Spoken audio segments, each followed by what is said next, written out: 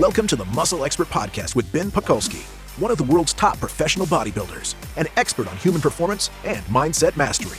Ben dives deep to deliver the strategies of the top experts to upgrade your body, mind, muscle, strength, performance, biochemistry, and how to become the upgraded modern man.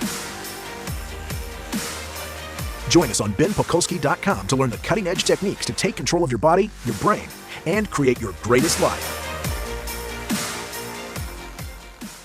Hey, welcome back, Muscle Expert Podcast. I'm your host, Ben Pakulski, and you're about to listen to a podcast with Bobby Maximus, a ex-UFC world champion Jiu Jitsu wrestler who's not only an awesome fighter, but is an awesome human being who's doing great things to impact our world and positively influence all of the people that come into his space. So Bobby's written a book called Maximus Body with Men's Health that gives you massive insight into the psychology of success, the psychology of a world-class UFC fighter, and just how to program and approach your gym time to maximize all of your outputs. So as a fighter, obviously, you're going to have many different types of stimulus, many different types of training.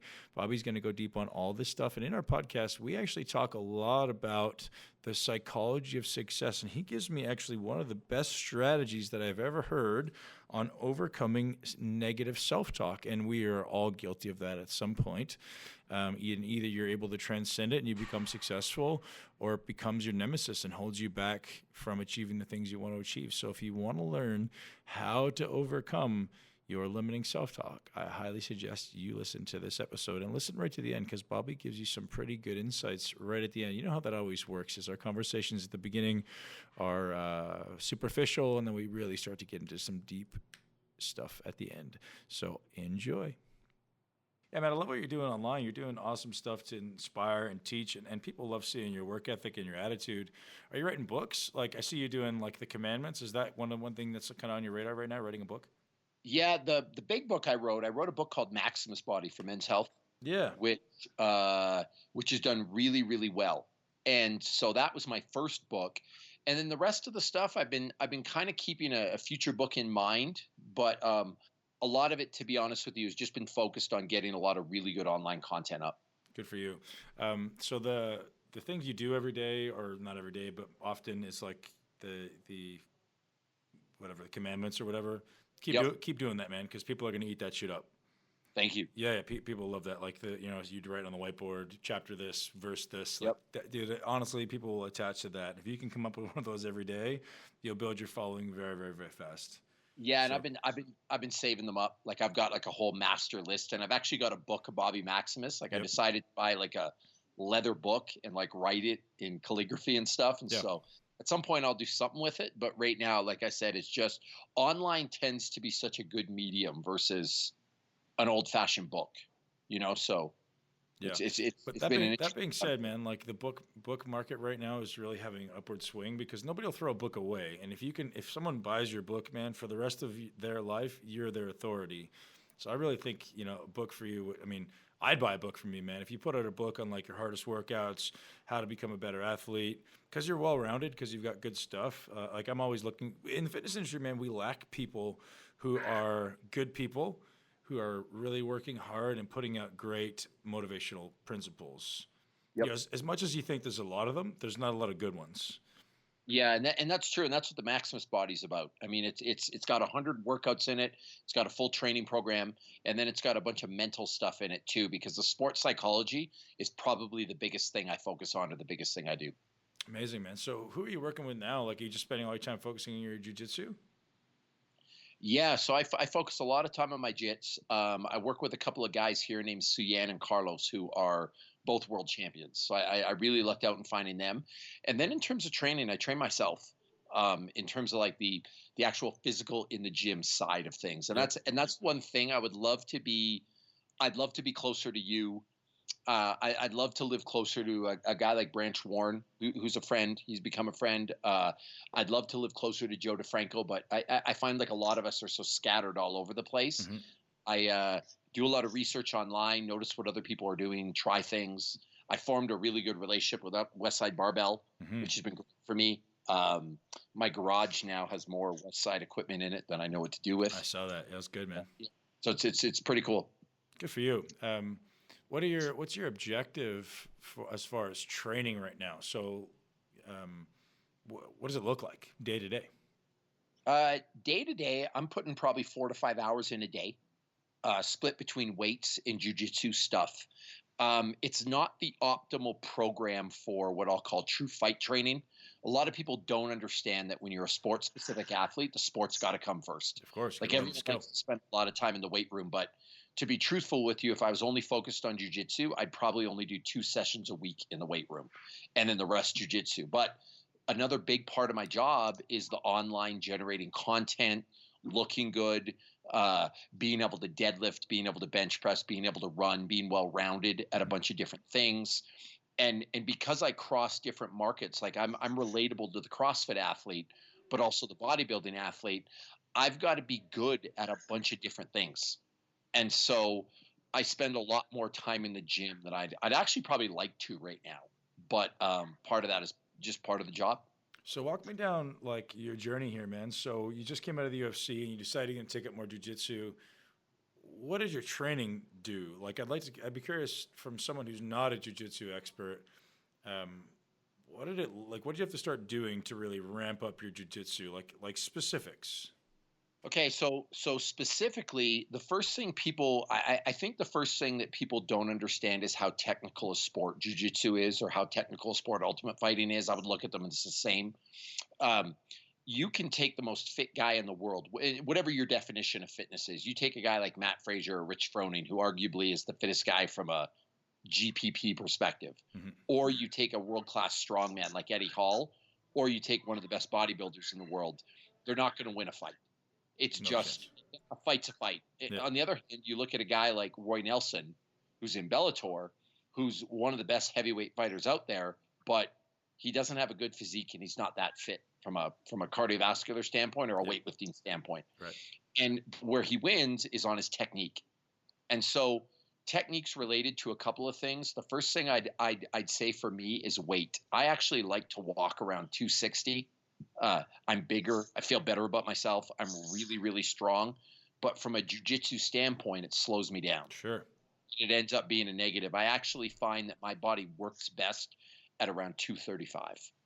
And so I started altering my training in the gym a little bit away from hypertrophy type work, a little bit away from like the raw strength type work, and doing more cardiovascular type work and more what I'll call a blanket term for strength endurance in the body weight realm. So push-ups, pull-ups, dips, body weight squats, body weight lunges, burpees, burpee pull-ups, circuits of that nature, which help really, I mean, they promote lightness in the body. Like they promote you carrying a lower body weight.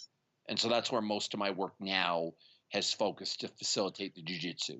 And then in jiu-jitsu, I let the sport take care of itself to a degree. Like I work on my technique there, but I also do sparring there and fighting. So I do a lot of cardiovascular work there as well. Give me some ideas of what jiu-jitsu training would look like when you say technique.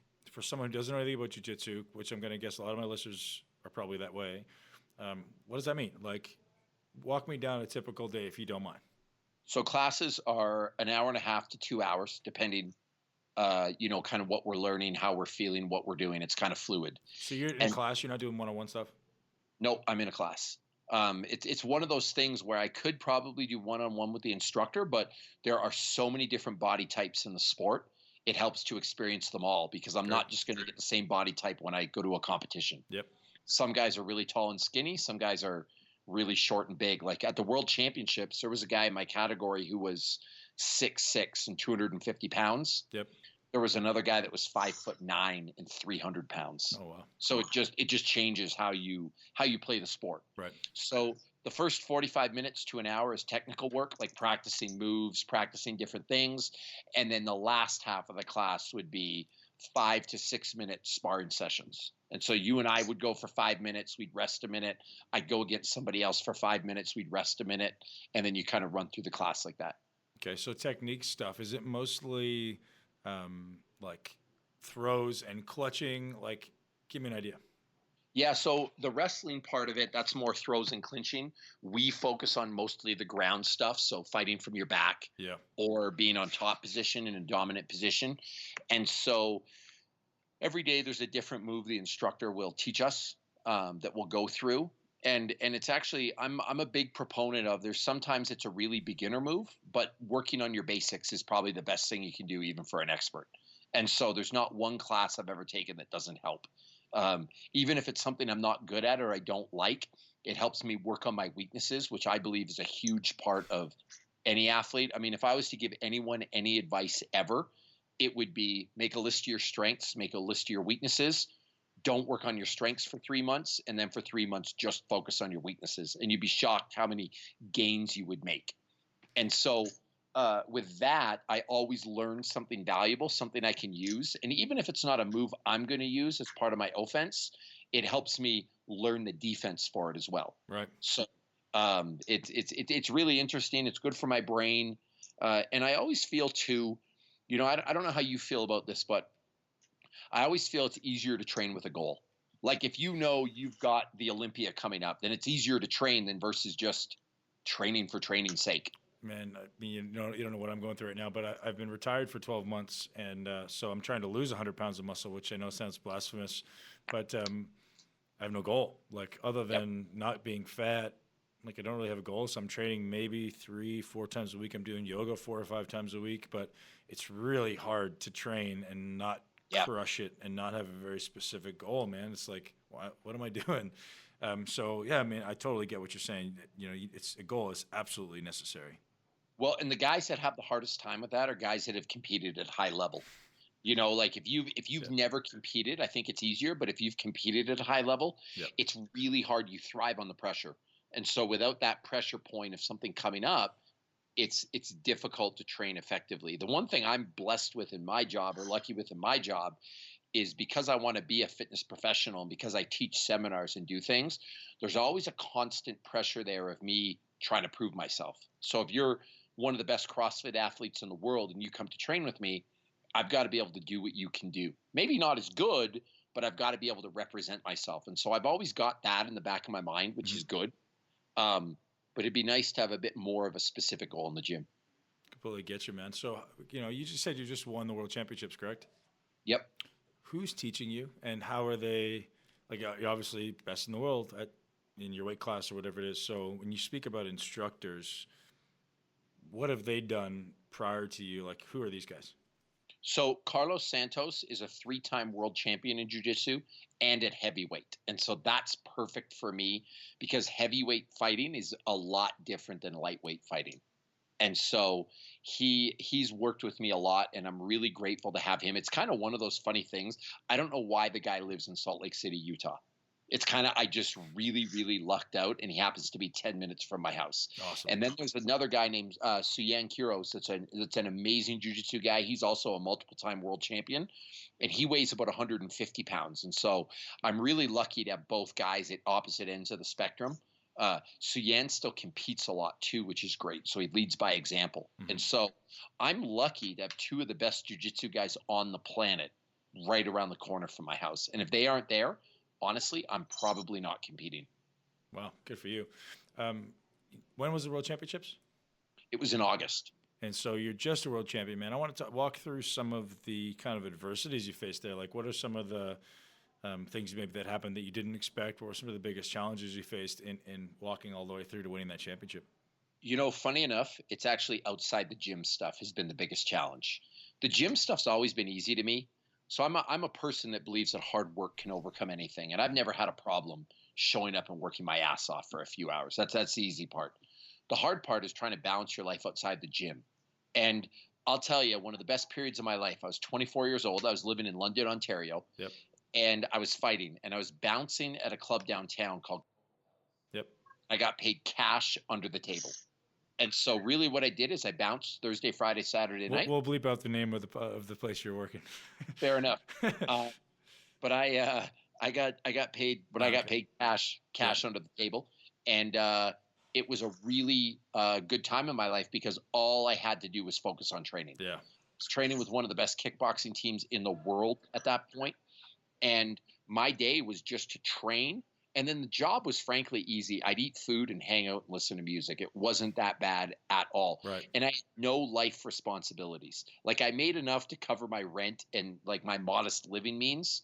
And all I did was focus on the sport. Well, now I've written a book. I've got an online website. I've got to worry about my Instagram. I travel for seminars all over the world. I'm trying to do podcasts. And on top of this, I've got an 8-year-old, a 1-year-old, and a wife. And so the balance is like the stuff outside the gym, it's a different animal dealing with that. And so that's the biggest challenge I had, is just trying to find enough time to train and to do everything I got to do and to be able to focus. Dude, it's funny that we live in this parallel existence because, you know, when you're 24 years old, I'm sure at the time you were probably stressed. You weren't making more money. You're like, oh man, I wish I was doing this. I wish I had an opportunity to, you know, fight in the UFC, or I wish I had an opportunity to do some other things. And you stop, and you don't stop to appreciate the benefit of the simple life. And I was in the same place, man. I was making a little bit of money, training twice a day, not really having to work very much. I'd work 2-3 hours a day training clients. And you almost take it for granted because you're seeing, you know, where you could be going. And then you finally get there and you're like, man, life was so much easier. It's so much better than I got 3 kids now. I got a wife, I got a business, I got a gym, I've got online, all these things. And you're like, man, if it could only go back to what it was like 5 or 7 years ago, life was so easy. All I had to think about was training. And so for the listeners out there, that's a huge lesson, man, is don't think the grass is greener once you get there, because you need to stop and smell the roses, man. No, and you know what? Honestly, the thing I learned from that is life stress is the number one thing that will derail an athlete. Or even if you look, I use the term athlete very broadly. Yep. The type of person that works a corporate job 60 hours a week, that's their biggest obstacle to getting fit. Yep. It's not the work in the gym, it's the stuff outside. And so you're right. Like that was one of the best times of my life and one of the easiest times to get good, because I had zero life stress and zero worry. The biggest concern of my day was my training. Yep. Yeah. Your biggest stress was like, you know, what girl you got on the go this weekend kind of thing, right? Yeah, exactly. I mean, that was it. And I even stayed away from dating girls at the time because I just wanted to focus on my sport. And so I was one track minded. It was great. Yeah, absolutely, man. And this podcast is brought to you by ATP Labs. In honor of Bobby Maximus's podcast, I want to give you guys an opportunity to get one of ATP Labs' premier products. It's called IGF. And the reason it's called IGF is there's been some research that suggested optimizing your brain function can actually help increase IGF secretion when you're training. So this product is a really great pre-workout focus product. It's not going to be a tremendously stimulating product, but it's going to really, really help with focus. So this is the type of product I like to take maybe later in the day when I'm training.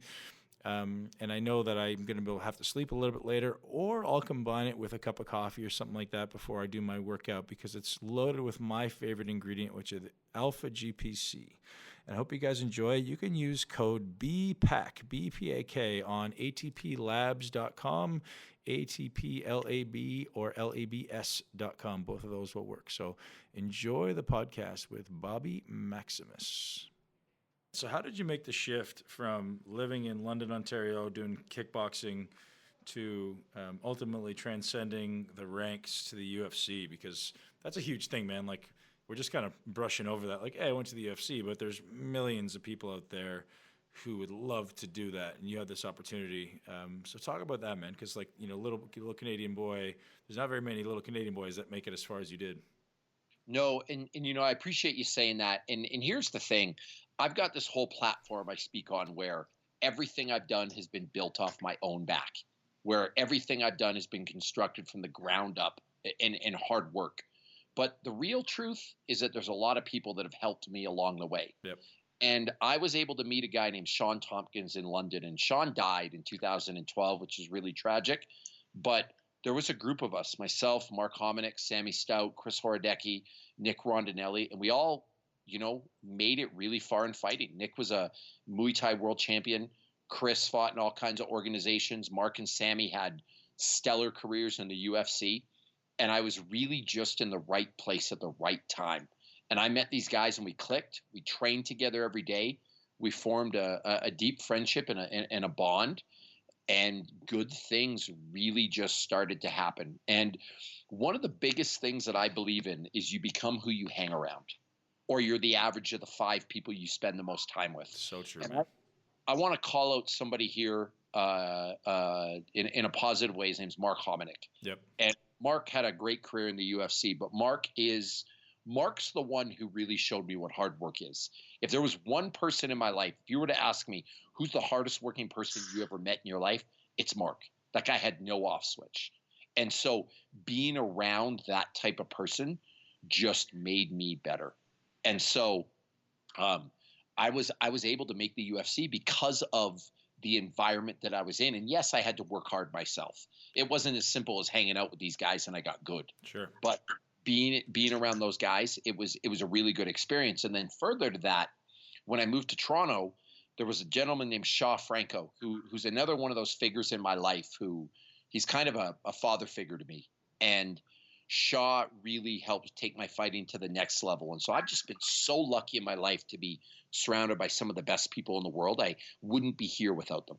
Man, I absolutely agree with you. I had people in my life like that who at the time you don't appreciate, and you look back at it, you're like, man, if it wasn't for that little bit of them that I take with me everywhere I go, I wouldn't be half the man I am. And it's such a beautiful thing to look back on and see the graces of God that got into your life and blessed you with this opportunity. Dude, obviously you worked your ass off, but you're also the type of person who would work their ass off, and you got this amazing opportunity put in front of you. So it's a pretty awesome thing.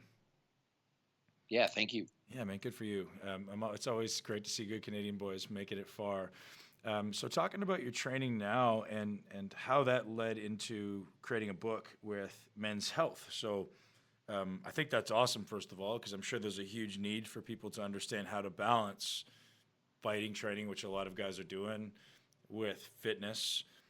So talk about, one, how that opportunity came to be and really what you're delivering in that book. So, the book's actually interesting. I think it's different than any other fitness book on the market because it's not really a book about fitness. It's a lot more, there's a lot more life psychology in there than people would anticipate. So you wrote it yourself, or you wrote it in combination with Men's Fitness? I wrote it with a good friend of mine named Michael Easter, who he's been a writer for Men's Health for years. Gotcha. And we wrote it together. He was a co-author. Awesome. It's my content, but he helped me form the words. It was such a great partnership because I've got an English degree in university. Yep. So the way I write in essay format that's not accessible to most people. It's just not something you'd enjoy necessarily reading. Sure. Michael is an expert at writing articles for Men's Health, and so distilling it in an easy to digest format. And so it was a really good partnership. Now, how the book started was I started writing articles for Men's Health Online, and a lot of my articles were of the tone, it's going to take you 6 months. It's going to be really hard. There's no such thing as a free lunch. There's no pill that can help you. And they really didn't do that well at the start because it was different than what people promote, right? Like we live in an era of 4-minute abs and 10-minute shoulders. And from your experience, bodybuilders are some of the hardest working people I've ever met. Yep. You're not just going to get fit on 4 minutes a day. It doesn't work like that. Right. I mean, how many hours have you spent in the gym? It's countless. Yep. So my articles weren't doing well. And then they started to do well. And people started to really adopt this, we want real information attitude. And so the head of Rodale Press came to me that owns Men's Health, and they said, we want you to write the book that tells people the truth. And I said, okay, what are my parameters? And they said, no parameters, write what you want to write. And so I wrote a book that's part psychology, part nutrition, part recovery, and part training. And the first actually 70 pages of the book are all that life psychology stuff. And I really believe one of my biggest platforms is that the gym can make people's lives better. It can make them better fathers, better mothers, better at their jobs. And I've seen it, the confidence people get from losing 20 pounds, the confidence people get from looking better. And it's confidence across the board. Like their marriage improves, but they also have the courage to go into their boss and ask for the raise they deserve. Yep. And they also start performing better at work. And a bit about my background that I suppose everyone would be interested in, but your listeners especially. I was bullied really heavily until I was 15 years old. I had marker drawn on my face on the bus. I was a guy that when I first went to the weight room, I couldn't bench press a 45-pound bar. Same with me, man. Yeah, I was the epitome of the 99-pound weakling. Yeah. And when I was in grade 9, I got beat up by some hockey bullies, and they broke my collarbone. Oh, wow.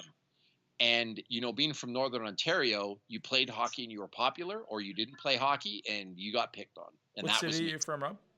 Cape Real, Ontario. It's Okay. a super small city up north. Okay. And so on the bus ride, I mean, I used to get marker drawn on my face on a daily basis, and I used to have to wash it off before my mom would see it because she'd tell the other parents, and then I get beat up worse. And so I decided I didn't want to get beat up anymore. When these hockey bullies beat me up, they broke my collarbone.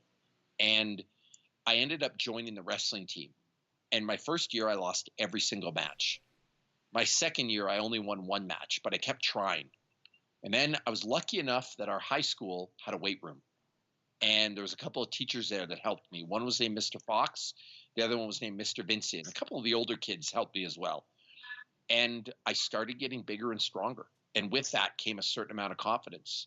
Well, by the end of high school, I was one of the best wrestlers my school had ever had. In fact, being truthful, I was the best wrestler my region had ever produced. And that kind of propelled me on this career to university, and I was a stellar university wrestler. And then that kind of propelled me to kickboxing in the UFC. And so it set the table for the rest of my career. Now, one of the things that I tell people about is I've never been able to fully get over those first 15 years. Right. And I'll tell you a story. My first UFC fight, I was in the Mandalay Bay, and I was backstage, and I deserved to be there. I was a 3-time Canadian Jiu Jitsu champion. I was second in the world for kickboxing. I almost made the Olympics for wrestling, but I was filled with a lot of self-doubt, and I had a lot of negative self-voices. Mm-hmm. I don't deserve to be here. I'm a small-town kid from Canada. I'm going to get beat up. People aren't going to respect me. And I had all these thoughts in my head, and I ended up doing terrible in that fight. I ended up losing badly. And it was at that point I decided that training was a lot more than physical, because it wasn't a physical issue. It wasn't a skill issue. The problem was my brain, the space between my ears. And so I sought out a sports psychologist, and I was actually recommended to him by a couple of friends of mine, George St. Pierre, Tom Murphy, and Rich Franklin, said to go see him. And I started working with him, and we started doing a lot of positive self-talk exercises and a lot of rewiring in my brain. Well, after doing that for 3 months, my next fight, I actually beat a guy who was 42-4. I was never supposed to win that fight, superior in every way. But before that fight, I was a confident person. Can you talk to me about that, Rob? Because you and I are living in the same boat, and believe it or not, a lot of pro athletes are doing the same thing that we are. Just don't believe you have to be there. Flex Wheeler, the greatest bodybuilder of all time, arguably said the exact same thing on my podcast. He said even when he was winning the Arnold Classics, he's like, "What, really? Me? I shouldn't be here." Talk about what you did to overcome that, man. Because I believe that the reason the people don't succeed in life is their self-limiting beliefs, their negative self-talk. So what were some of the things that if you wouldn't mind mentioning his name, if you want to mention his name, and then talking about what you guys did, because, man, that's such a powerful thing. So I'll tell you the two things that changed my life, and they're things I actually recommend in my book. The first thing was every morning I would wake up and write down 5 reasons I was going to be successful. And so a lot of people don't realize the power of putting something into writing. And this works in inverse as well. If you were to sit down and have to write, "I suck at bodybuilding," you probably wouldn't be able to write it down, because there's something about it that makes it real. You can tell yourself that in your head, but to write it down, you can't do it. On the other hand, you write something positive down, it becomes real and it becomes truthful. Can you give me an example of what that is? So 5 reasons I'm going to be successful. Like what would it be? So for me, one of the reasons would be I'm ranked 2nd in the world for kickboxing. Okay. I put in 6 hours a day of training. I work harder than anyone else I know. They've got to be truthful things. I've got 2 of the best coaches in the world. I have the best training partners in the world. Reasons why you are going to be successful, why you're going to win the fight, why the cute girl you like is going to say yes to you asking her out, why you're going to win a bodybuilding competition, why you're going to, I mean, really anything, why you're going to be a good parent. Now, should it be about internal characteristics of you, or is it like because my coach is great, or because I train at a great gym, or like? It can be both. Okay. It just has to be something that accurately reflects why you're going to be successful. 5. So 5 of them Okay. every single morning. And the more thought you put into this, the better you're going to do. And over time, you remind yourself of your good points or about the good attributes that you possess within you. Now, the other thing I would do that's similar is the guy I worked with is named Brian Cain. Last name spelled C-A-I-N, if you ever want to look him up. Yep. And he was a person that had me do this green light thought kind of experiment, I guess, if you will. And what he told me was that in everyone's brain, we have red light thoughts and green light thoughts. Red light thoughts are those thoughts that I thought in the Mandalay Bay. I'm not good enough to be here. I'm going to get beat up. I don't belong here. I'm from a small town, etc. And a lot of the thoughts that you mentioned Flex Wheeler had. Mm-hmm. The green light thoughts are the successful thoughts, or those good reasons why you're going to do well. The things like I'm second in the world for kickboxing. I'm a Jiu Jitsu champion. I'm really good at wrestling. Those are my green light thoughts. And every pressure situation in life, your brain enters a negotiation with itself, and it's flooded with red and green lights. The goal for you as an athlete is to make the green light thoughts overwhelm the red light thoughts, and you want to win that mental negotiation. So what I did is I went to Office Depot and got a roll of green dots and stuck them everywhere, on my fridge, on my steering wheel, on my phone, on my computer, on my TV. And every time I saw a green light or a green dot, I had to consciously think something positive about myself. And you start to rewire yourself from a state of constant negative self-talk to constant positive self-talk. And it's incredible the effect that had on my career. The interesting thing, Ben, was that second fight where I was practicing that stuff. I won submission of the night in the UFC. I beat a guy I never should have beat. I had one of my best performances ever. And I believed I was cured. So I stopped doing it. My next fight 3 months later, the same negative stuff happened and I lost badly. That was a lesson for me where this is going to be a lifetime thing. Like this is something I'm always going to have. I'm just going to have to manage. And so a lot of the book is dealing with self-imposed limitations, setting goals, believing in yourself, positive affirmation type stuff, because I believe that's the biggest thing that holds people back. I think we all have negative self-talk and we all have insecurities and we're scared to talk about it. And if you can address those and deal with them on a day-to-day basis, that will have a greater training effect than any exercise you could ever come up with. Man, I have a very high-level coaching program that I do, and our success rate is good. Our success rate is not. I mean, so everybody has a success, but like for my standards, I want everyone to have a world-class result. Yep. Physical and mental, and some people have such deep underlying negative beliefs about who they are that it almost seems like an impossibility. Nothing you do to their training, nothing you do to their nutrition will override that. Nope. So that's why I'm always looking for this system, like you say, that you learned from Brian Cain. Like, what can we do to these people that says, hey, you are not fat, you are not lazy, you are like whatever the opposite is, right? Like, you are a successful person. Man, these things are so deep grained in some people that I get on the phone with them every week. And I'm like, all right, man, let's walk through this. What happened this week? And they go, by the end of the call, you're like, okay, I'm excited to do it again. But that only lasts a day. And then 2 days later, they're like you say, unless you give them a system that has them every day looking at these green dots on the fridge and on their steering wheel, they're going to go within 24 to 48 hours, they're going to go right back to the negative self-talk, man. So that's a pretty powerful thing. Yeah, and here's the key that I learned. You have to work on it every day. Like if you were raised a certain way and for 15 years of your life you had negative beliefs about yourself, you can't turn that off ever. Right. You have to work on it. And it's not going to be a class with you that's going to fix it. It's not going to be a class with me.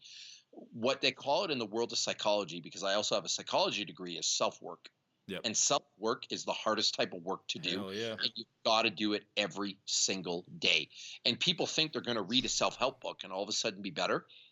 No, not at all. It's why people can't help themselves. You've got to do it every single day. And I believe that. And so even now, I actually make green dots and I sell them. And they've got my little logo on them. That's awesome. And I give them out at seminars and stuff. But like these things are all over my house. My son uses them. He's 8 years old and they're in his room. And when he looks at it, he thinks good things about himself because it's hard to be an 8-year-old at school. You get picked on, people call you names, you wear the wrong shirt to school, bad things happen. And so he's using this as a way to overcome his stuff. And so it's a very powerful tool for somebody of every age. And the two things I want to address here are, number one, no one's immune to this stuff. The best athletes in the world deal with this on a day-to-day basis. Yep. In fact, they deal with it more because if you're a LeBron James playing basketball, you're either ripped to shreds every day on ESPN or praised every day on ESPN. And it's a really hard world to live in. Yep. And the more pressure you have, the better you are at something, the louder these negative voices become. Like it's with success. My son's joking around right now because I've encountered a lot of what we call haters on the internet because the more successful you get, people take shots at you. And as much as I want to say it doesn't affect me or doesn't hurt me, I'm honest enough to say that it does sometimes. Yeah. And I try to not let it affect me. And so the first understanding is that every single person, no matter how successful they are, deals with this type of stuff. And then the second thing, like I said, is it's a lifelong journey. You've got to do this every single day. Man, it's like working out, right? You can't expect to work out once and then you're going to be fit for the rest of your life. It's just like it's got to keep going every day. You got to earn that right to live that life you want. And man, speaking about the haters online, obviously I'm in the same boat being a professional bodybuilder. I get a lot of that too. I think eventually I've learned to not take it personally, and the way I do it is you just try to put yourself in a position of where they are in their life. Like the type of person who's going to make a negative comment on your stuff, you wouldn't make a negative comment on somebody's stuff. So where are they in their life? And then you realize, like, oh man, like I'm at the point now where I'd rather give these guys a hug than like take it personally. I'm like, oh man, I feel really bad for you. Like I can see where you are in your life. It's a really shitty place to be. And if I can ever help you, let me know. And dude, if I ever meet you in person, I'll shake your hand and give you a big hug. Have an awesome day. That's usually my response because I'm not going to take my time to put a negative comment on somebody's anything. So realistically, like, just got to think of the type of person and where they are in their life, man. And it'll probably make you feel a lot better about the fact that it's okay. Yeah, I've learned a couple of things. One of the things I've learned from my success is that, number one, anyone who's negative to you, it's a reflection on them, not you. Exactly. That's the first thing. Yep. The second thing is until you have haters, you don't truly have success. I mean, the more successful you are, the more people are going to hate on you. And if no one's hating on you, you just aren't successful enough. And despite the fact that I believe that, it still affects me to some days though. Like there's some days I'd like to say it doesn't affect me and it doesn't, but there are other days it pisses me off. What I've learned to do with that anger is turn it into motivation as opposed to dwell on it or be negative about it. It's almost like a chip on my shoulder, Russell Westbrook, Kobe Bryant, Michael Jordan type attitude of I'm going to show you. And it's like I said, it does affect you, and it's hard when your son reads it or your wife reads it. It's actually funny. My wife gets so angry about it, and it's funny because she just loves me to pieces and she's super defensive of me. Me, a lot of stuff I can brush off. She wants to get on a plane and go fight people. And I love it. It makes me laugh. My wife's the same way, man. That's awesome. So during your journey, man, what was maybe the hardest thing for you to overcome? Obviously, you had these issues with the negative self-talk, but like I said, a few minutes ago, getting to the UFC is no small feat. You had these great influencers. You talked about the hardest thing being outside of the gym, but what was the hardest thing in the gym, if there was one? Like, was it, did the path just kind of reveal itself to you, and it was just like, I just have to work hard and I'm going to get there? Because, like I said, there's millions of kids out there who want to make the UFC, and I want them to have a path. I want them to have an idea of what it might look like, what your mindset looked like, and what your day-to-day path looked like to really get you to the top of the world. Because that's something that's overlooked a lot of the time, is like, hey, if I want to be Rob MacDonald and I want to be in the UFC, what's the plan? How the hell do I get there? The easy answer to that is lose the ego in the gym. And I say that, and it's not that I was cocky. It's not that I was arrogant. It's that I think I was too proud to work on my weaknesses. There was a time in my life where I just focused on the stuff that I was really good at. And I learned the hard way that I'd never be successful doing that. And so the hardest thing, listen, the reason why something's a weakness, it's because you don't like it. Like if you're the guy that loves to bench press, you're going to bench press every day and you're going to be good at it. If you hate squatting, well, you're not going to squat, and then you look like the guy that skipped leg day. Well, it's the same thing with fighting. Like if I've got poor stand up or poor striking skills, I've got to learn how to strike, even if I hate it. And so what I learned to do is immerse myself in working on my weaknesses. And let me tell you, there was a lot of frustration, a lot of practices where I just wanted to quit. It became unenjoyable to a degree because I wasn't working on the things that I really, really loved. But working on my weaknesses made me better. And so in the gym, I always made an attempt every single time I entered the gym, whether that be the fighting gym or the weight room, was to work on something I was not good at. That's the biggest advice I'd give anybody from a physical standpoint, so that I didn't have any weaknesses anymore. So a lot of people identify as being very, very lazy. Obviously, working on your weaknesses is one way, but what do you suggest to people who have a hard time working hard? Like, what do you recommend for people who have to overcome laziness? Evaluate how bad you want something. In reality, life comes down to how bad you want it. And if you want something bad enough, you'll figure out a way. And so with laziness, it's really hard because I look at people that are lazy, not as lazy, but as that they just don't want whatever they say they want enough. Yep. And like I said, if on an extreme example, if you have kids, if it was to save your kid's life, you'd figure out a way to make it happen. Yep. Because that's what real love is. Like you would just do it. If your kid's life depended on you making time every day to train, you would do it easily. But people don't, because there's not enough of a consequence or not enough of a reward. So you just have to want it bad enough. And I wish I could teach people how to want something, but I can't. Something comes from within. What's your favorite way to get uncomfortable? How do you practice discipline with yourself? I want to be the worst person in the room because that's how I'm going to improve. Yep. And today, there's a lot of negatives to social media. There's a lot of negatives to the internet, but there's also a lot of positives. And the positives are I can connect with great people all over the world and learn. And so one of the things I did, I visited Westside Barbell in August. And those guys are some of the strongest guys on the planet. And when listen, I'm not a weakling. Like I can deadlift 600 pounds with no belt and no straps. I'm pretty strong, but I'm not deadlifting 900 pounds and 1,000 pounds. And so when I work with those guys, I was put in my place a little bit. It fuels me to get better and forces me to work on my weaknesses. Same thing with, I've developed a friendship with three guys, John Bartolo, Tony Sentiment, and Branch Warren, who are a crew of like really good guys. Yep. I ask them training questions and I follow them on Instagram, and John and I talk on a fairly regular basis, and I learn things from them and inspired from them. And Tommy Hackenbrook's a guy who lives in Salt Lake City, who is one of the best CrossFit competitors of all time. And I train with him, and working with an athlete like that puts me in my place. I work with a couple of NFL and NBA guys, and I'm a guy trying to keep up with NFL speed. I can't, but it forces me to get better. Good for you, man. So each of those obviously is going to make you extremely uncomfortable.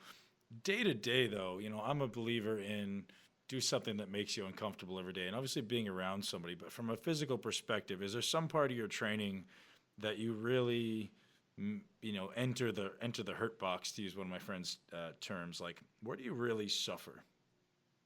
In terms of the gym, I try to do something every session that is mentally difficult for me. That's psychologically difficult. Yep. Something that's not just physically easy. And usually that's something I'm not good at in terms of working the weaknesses. But the one suggestion I give people is your finisher. And so when I design a training session, you got your warm up, then you've got some structural work to balance yourself out. Then you've got your actual workout, which is whatever the goal of the day is. Maybe it's chest day or back day, or it's deadlift day or squat day, but you're working on the thing. And then there's that little bit at the end I call the dessert or the finisher, Yep. where you can have some fun. That's the time where I really try to crush myself or work on those weaknesses. And sometimes it's something I've come up with from my own twisted brain. Sometimes it's something I've seen on the internet that somebody else does that I will start practicing to make myself real uncomfortable. My favorite one lately, I'll tell you, it's from Westside Barbell. You lie down on a bench with 30-pound dumbbells and you set a clock for 5 minutes. And for 5 minutes, your left hand stays in the low position with the dumbbell about an inch off your chest. And for 2.5 minutes, you bench press with the other side. If you have to rest, you rest at the top. At 2.5 minutes, you switch positions and repeat. So it's a 5-minute thing. And it's one of the hardest things I've ever done because it's a way to crush somebody with puny little 30-pound dumbbells. So there's not only a physical tax there, there's a psychological tax as well. So I do things like that to really crush myself. And I also learn from people. Like, another guy I really respect is CT Fletcher, and he's always doing all kinds of crazy stuff on his Instagram and his website. And sometimes I'll try some of the things that those guys do. And if it's something you're not used to, it's pretty fucking bad. Let me tell you that. So that's the kind of stuff that I'll do. Good for you, man. So what's next? I mean, I know you say you're training for potentially getting back to the World Championships, potentially getting back in the UFC. What's on tap for Big Bobby Max? I'm going to say this, and it's kind of a philosophical thing, but honestly, Ben, I just want to help as many people as possible. Yeah, man. I'll tell you an experience I had in my life. One of my fight trainers, Shaw Franco, he trained me for free, and I credit him with really resurrecting my fight career. I went through a period where I was having a rough time, and he really, really helped me. And he never charged me a cent. He just wanted to help me because he thought I was a good guy. And I asked him once how I could repay him. And he said, just do this for other people. And it was something I've always remembered. And here's a guy who's never made a ton of money. He's always put his students before himself. And it's something I believe in. And so for me, winning world championships, fighting in the UFC, writing a book, to me, it's all the same vehicle. It's just a vehicle to help other people achieve their best in life. That's what really makes me feel good. I actually recently have been working with a guy named Ben Sessions who has lost 120 pounds in 7 months. And it's really probably saved the guy's life. And that makes me better seeing him and his progress and how happy he is now. It means more to me than anything I've ever accomplished on my own. Seeing him succeed makes me feel good. And so I want to help as many people as possible. And the more successful I can get, the more people I can help, the more reach I have, the more people I can touch. So that's my real goal. Specifically, how I'm going to do that, I want to win world championships again. I want to fight in the UFC again. And I want to continue to build the brand of Bobby Maximus big enough that it has a chance to touch everybody. Good for you, man. So what are some daily routines that you have attached to that make you successful? We talk a little about creating habits of success, and I'm sure you have some simple routines, maybe you don't, but some simple routines that people can attach to that you believe make your day more productive. Train every day. That's number one, because I believe it all starts in the gym. And a healthy body is a healthy mind as well. There's a mind-body link. And so every day, no matter what's going on, I make time for my own training. Pay yourself first. It helps me be more resilient to stress, and it helps me deal with the demands of the day. The second thing I do is I try to learn something new every single day, whether it's reading an Instagram post, reading a book. Not that I can finish a book in a day, but, reading a chapter of a book, reading an article online, and in all kinds of different industries, because I've had to learn. I've had to learn how to advertise, how to use Photoshop, how to make memes, how to run Instagram, how to do social media stuff, how to write better. Even something simple like, it's funny that I'm on this podcast. I want to start my own podcast, but it's not as simple as just pushing go on your laptop and making it happen, right? There's a lot of work that goes into it. So I'm starting to research about that. So every day I try to learn something new that can help further my career. Mm-hmm. If you can get in those two routines, you'd be surprised the good things that'll happen. Do you have any habits around sleep or meditation that help you perform at a better level? Because, part of my articulation of high-level performance is you can only push as hard as you can recover from. And you know that, man. And we all push hard. We're also worried about gas pedal, but we need to sometimes worry about the brake, and sometimes we need to tune up the engine. So when we live in a world that's so fast-paced, that's so caught up on pre-workouts and coffee and stimulants, what do you do to decompress and recover? So a couple things with that. There's a big chapter in my book in recovery about stress management and sleep. Those are the two biggest things. First thing, I make sure I get 8 to 10 hours a night of sleep, no matter what is going on.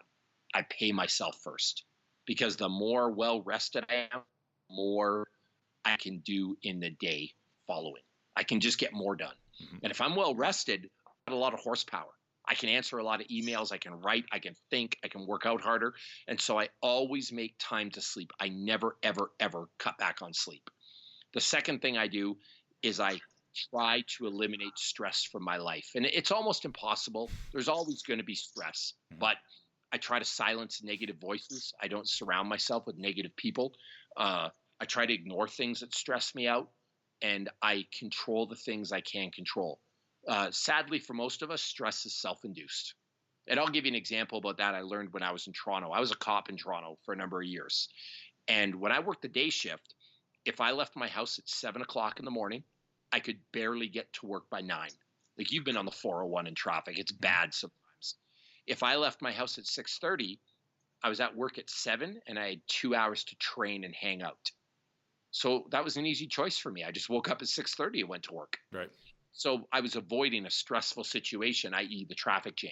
Well, I avoid stressful situations now to start managing my stress.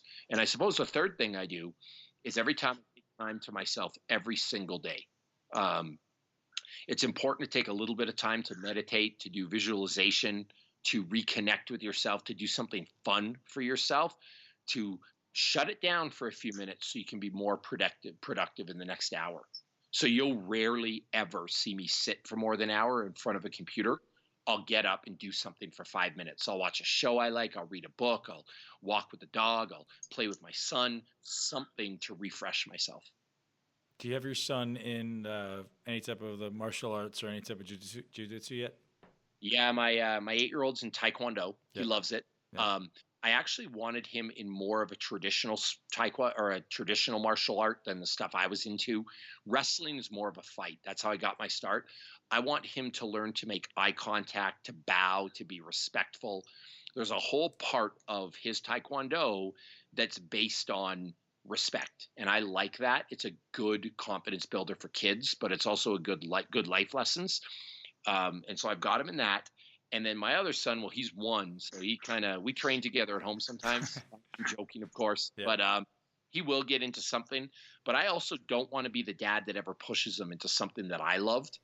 And so if my son wants to try football, he plays football. If he wants to try soccer, he tries soccer. And so I'm open to letting him have a bunch of experiences because I don't want to put my stuff onto him.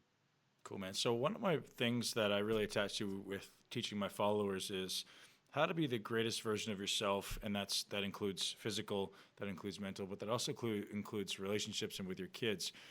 How do you really connect with your kids on a day-to-day basis, a week-to-week basis, and how do you identify or how do you define being a great dad? So the way you connect with them, and this is something I do, and it's something else other people can do, kill all electronics. You know, the phone, the computer, the TV, and listen, sometimes I'm bad at this. I'm not trying to be hypocritical. It's hard when your income is made up to a degree from social media and things like that, and you understand that. But if you can take an hour a day and put that stuff away and just talk to them and really connect on a one-to-one level, it will help your marriage. It'll help your relationships with your kids, just without any outside distractions. Ask them questions, ask them about their feelings, really just spend time with them. And that could be the drive home from school where you just really have time to connect. So that's super, super important. The other thing is to just make sure at all avenues they come first, because at the end of the day, that's all you have in life. And so there are situations where I suppose I could go at night, but I don't because I want to spend time with my wife and my kids. I realize that home is where the heart is, and that's where things really, really matter. And it's all about putting in effort. Like anything, a relationship is work. Being a dad is work, and you've got to take that seriously, and you've got to put some effort into it. Approach it like you do your training. You're not just going to be a good dad because you have a kid. You've got to work at it. And so you've got to research the things that they're interested in. You've got to make an effort to connect with them. You've got to talk to them. You've got to even listen. When you've had a terrible day at work and you're stressed out and you've got a mountain of stuff in front of you to do, you still have to be able to shut down, turn that stuff off, and just be you at the end of the day. And that's important to have that focus. Yeah, I just did a podcast with a guy named Andy Murphy, who's a NLP master, and he's also just a master influencer of human psychology, and just talked about something simple as anchoring yourself before you walked into that room, right? If you had a shitty day, put on a song that makes you laugh, or a song that creates something that makes you smile, something that makes you laugh, and all of a sudden, bang, your psychology switches, and that's a huge lesson for everybody, man. Like, you can't walk into your house after you just had a shitty day at work. It's just a terrible thing to do, right? No, and I'm glad you brought that up because I think that taking your stuff out on your kids or your wife is the worst thing you can do. Like, It's not their fault. My dad used to call it kick the cat syndrome. Yep. Like, you come home, you're angry, so you kick the proverbial cat, right, if you will. And it never did anything to you. You're just pissed. It's not fair, and they sense it. So what I do is, it's actually funny you mentioned the song. I sit in my truck on the way home, listen to songs that cheer me up, make me feel good. Sometimes I'll go for a walk and recenter myself. Sometimes I'll just put myself in a positive headspace by using the green dot stuff. And then I just shut off and be good to the people that have supported me the most. Man, you've got a hard battle, because I went through this once I had kids. My daughter was even worse than my son, from a perspective of, like, you have this beautiful little thing that you need to love and care for, and you have to come to the gym and be a ruthless animal. And learning to switch between those two was a big challenge for me to learn in the beginning. And I'm sure it's even more for you. Like, you're getting ready to fight for world championships where it's literally like life and limb, and then go home and love on these little amazing humans. That's two very, very dichotomous avatars. To a degree, but I will tell you this. I'm at a bit different of a place in my life right now. I am so grateful to be where I am every single day. There's a lot of people that have this attitude about the gym needs to be about suffering. It needs to be about hard work. It needs to be this awful, dramatic mountain to climb with loud, angry music and hatred and all that stuff. And listen, man, if it wasn't for the gym, I wouldn't be where I am. If it wasn't for wrestling, I wouldn't be where I am. And I am so lucky to not have to sit at a desk 9 to 5 every day. I'm lucky to be doing something I love. I'm lucky to have found a way to monetize off something that started as a hobby. I mean, every day for me, I'm living a dream life. I wake up to a beautiful woman every day who loves me and supports me and who's loyal. I have 2 beautiful kids. We're healthy. I have nothing to complain about. And do I complain sometimes? Sure, everyone does. But the reality is, I really have no business complaining. And so when I get in those moods where I feel like it's me against the world, I try to remember 2 things. First of all, the whole world doesn't know who I am. It's not me against nothing. It's me against me. And then secondly, I should have fun doing stuff I really, really enjoy.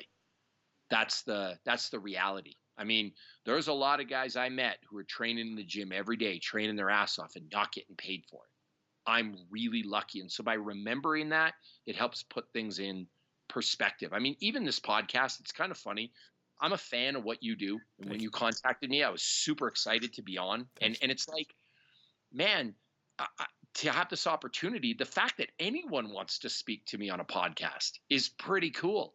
And so sometimes I'll talk to my friends back home. They're like, I can't believe you were on a podcast. And then it puts it in perspective where I'm like, yeah, that's pretty cool. People want to talk to me.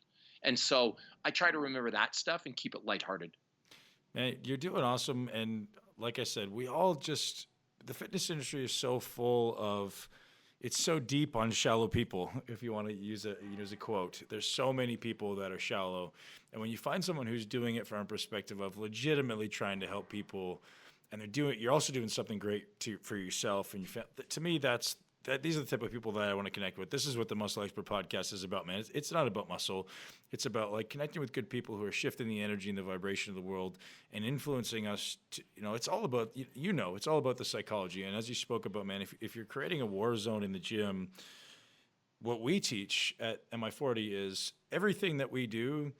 If you're an athlete, it's a different thing. But as someone who's trying to change your body, all you're trying to do is change your internal chemistry. So if I'm trying to create a response to build muscle, that's a specific internal stimulus. If I'm trying to create a fat loss effect, well, that's a different internal response I'm trying to generate. And if my brain isn't in the right space to create that internal response, it can't happen. So if my brain is stressed out, your body can't build muscle. It can't burn fat. Your body is more likely to injure itself just by changing your psychology, man. And that's so vital. So I'm so glad you brought that up. Well, and it's just like I said, I had a situation a couple months ago where I was in, and I joke around with this. I was in a gym with an NBA player, one of the best golfers in the world, and an NFL guy. And like for a moment, I kind of stepped back and I just thought, how lucky am I right now? Like I remember in Toronto watching Vince Carter play basketball. And like I was a huge Raptors fan. Mm-hmm. To think I'm hanging out with one of these guys. Yep. Like, holy shit, this is awesome. And so I try to have that attitude. I try to have the attitude at 9 o'clock in the morning when I'm going to train and I'm a little pissed off or a little angry or I don't want to be there. Like the fact that I can work out from 9 till 11 every morning and then go to Jiu Jitsu and I can call this work. Like I need to slap myself in the face and tell myself to take a seat because I am lucky and I am fortunate. And it's funny, when I am happy, when I am well balanced, when I appreciate the things I have, it's when I see the most success. It's never when I'm angry or down on myself or hard on myself. And there's this whole movement where just because you're angry and listen to loud metal doesn't mean you're any better than anybody, and it doesn't mean you're going to be successful. You can be successfu and enjoy the hell out of it too. Yeah, man, that's the life I'm trying to live. As a bodybuilder, like, you grew up training, you realize, I mean, how much you followed bodybuilding, but growing up, I felt like it didn't have a positive influence in bodybuilding, man. There's a lot of guys who were just angry, a lot of guys who were pissed off, a lot of guys who had like the stoic look. And, I'm trying to live that life of being a bodybuilder and teach people, hey, man, you can be a good human being. You can be nice to people. You can treat people well. You can have a smile on your face and still be excellent at your sport, which is what you're doing too, which is why I appreciate you, man. Well, let me tell you, I'll tell you a funny story. I'm actually, bodybuilding is one of those things for me that a lot of people don't think I would appreciate it or respect it because I come from a functional background. But like anybody, my first book was the Arnold Encyclopedia of Bodybuilding. Mm-hmm. I used to have Arnold posters on the wall. I used to love Dave Draper. When I went to the Arnold this year, like I was a fanboy because I got to meet, I'll tell you a crazy experience. I'm at a booth with Lalo Tactical. They're one of my sponsors. And the guy next to my booth looks really familiar. And he took off his shirt to change shirts. And he was probably the most ripped old man I've ever seen in my entire life. And it turns out it was Robbie Robinson. Oh, and I'm like, oh my God, like this is like the man. And I mean, you could argue he has the nicest biceps of all time. Yeah. And so I started talking to him. And then I met Flex Wheeler and I talked to him. And I met CT Fletcher and we started talking together. And I talked to Branch Warren and I met Rich Piana and it's really sad kind of what happened to him. And I met Martin Ford and I met all these people. And you know what they all had in common? They were all just really nice guys to me. Yep. And that's like when you start to see like everyone's just a normal, nice dude that respects other people. And it was just a really cool reminder of why we're all really there. Like we're so lucky to be doing this and this whole anger image, like everyone's just nice and they shake your hand and they speak softly and they want to learn from you. And it's really cool. Yeah, man. It's definitely, I find you can have certain good experiences, certain bad ones. And with the instant gratification world we live in, it seems like the perpetuation of the superficial people is getting brought to the surface much more. So hopefully just, with the inevitable transparency of social media, hopefully the good people are at least able to rise to the top. Well, they do. And remember this, behind the logo, like I always joke about my logo as like a superhero logo. Like I put on my Bobby Maximus shirt. It's kind of a Clark Kent Superman thing or a Bruce Wayne Batman thing. Mm-hmm. at the end of the day, I take that shirt off and I'm a normal person like everybody else. I'm no different than my neighbor across the street.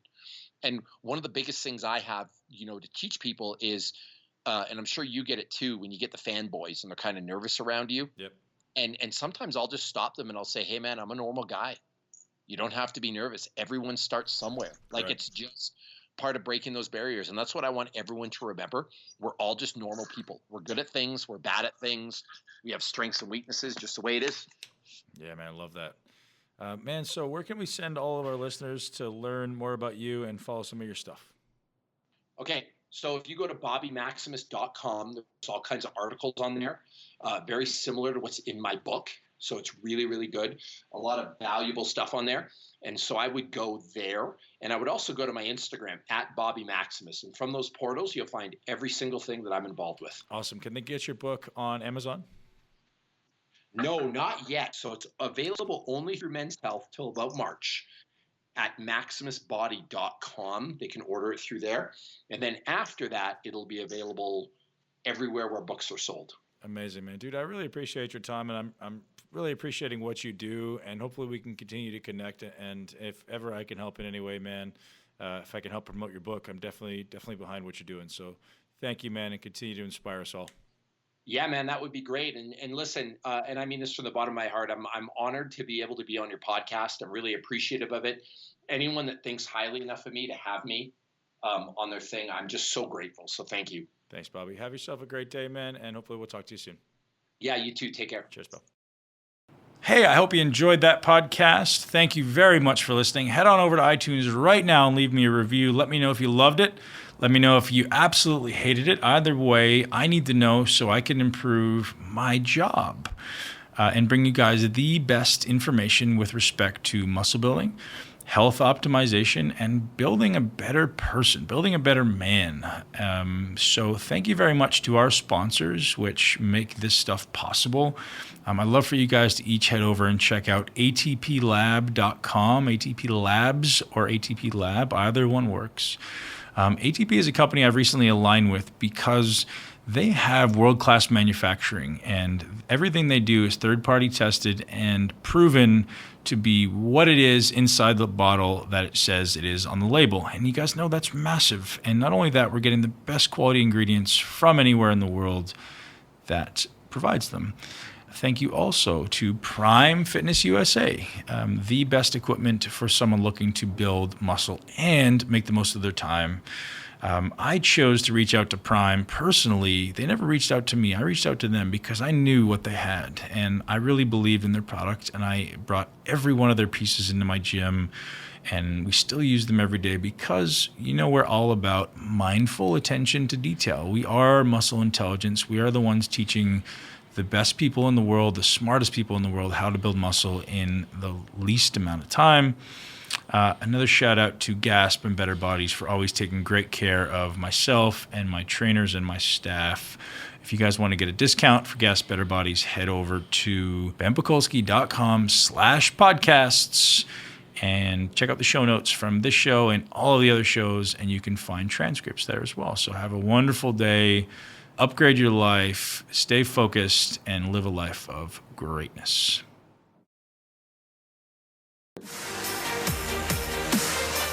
Join us on benpakulski.com to learn the cutting-edge techniques to take control of your body, your brain, and create your greatest life.